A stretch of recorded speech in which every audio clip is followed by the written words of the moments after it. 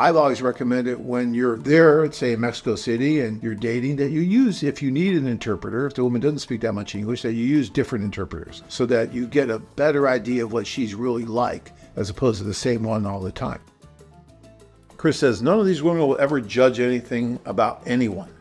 We had a young man from Taiwan that was shy. He did great. Yeah, that's what's really cool about this too, is that when you're in this social event, there's so much support. It's so much different than just being one-on-one. And some guys are like, oh, I don't know, I couldn't be in that big area with all these women and these guys. But when you're there, it's different. Yes, it can be intimidating sometimes at first, but everyone's trying to help everyone too, pretty much. And so you just find your place. You fit in, and it's really cool, I think. So yeah, I would not worry about that at all, being shy or timid when you're there. You know, especially if we notice that you're a little bit shy, we will try to pair you with your matchmaker, who's going to be at your side all night, by the way, at these group events that you're seeing here.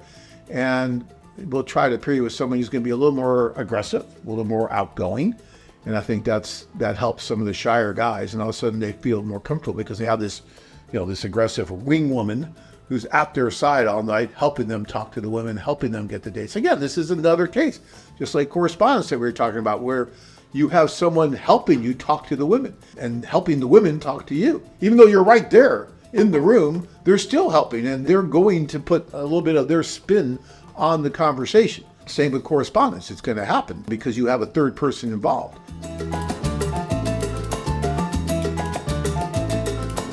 There's one story that I think is kind of funny, actually. It's one of our executive clients was really, really in love. They thought that the two of them were meant for each other. She really did not speak much English, so she had a translator that was with them all the time. The translator was doing her best to translate, but you're human, and when you're working with someone, you're going to impart some of your personality, some of your spin on it.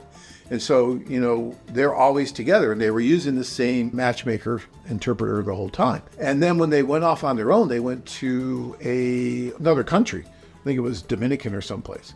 And it was just the two of them without that third person. And all of a sudden it wasn't the same. It was like, oh, wow, we're missing something. Yeah, they were missing the third party who was kind of helping them along. And then they realized that maybe they weren't right for each other, and they ended up not getting married. And then she met someone else, and then she married that person. So a third party can have an influence in this. That's why I've always recommended when you're there, say in Mexico City, and you're dating, that you use, if you need an interpreter, if the woman doesn't speak that much English, that you use different interpreters so that you get a better idea of what she's really like as opposed to the same one all the time. Again, that's going to happen when you have people helping. And sometimes it's really great, and sometimes it helps very well. Sometimes it can spin it a little bit. But you have to understand that can happen, and then if you understand that, then you're prepared for it.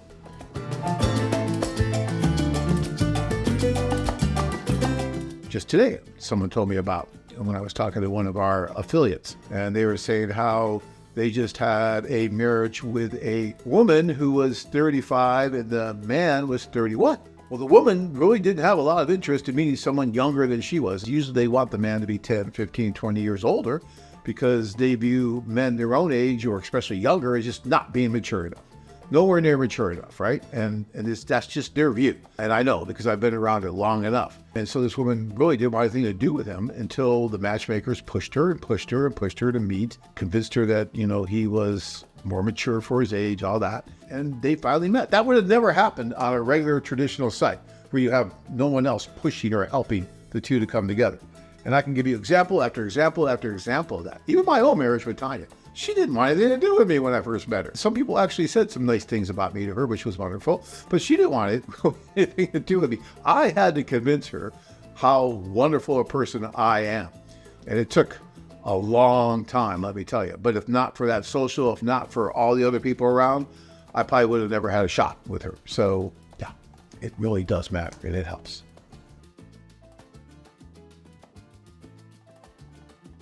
Are you interested in meeting the love of your life? Experience the adventure of a lifetime. Interested? Learn more at MexicanLovemates.com.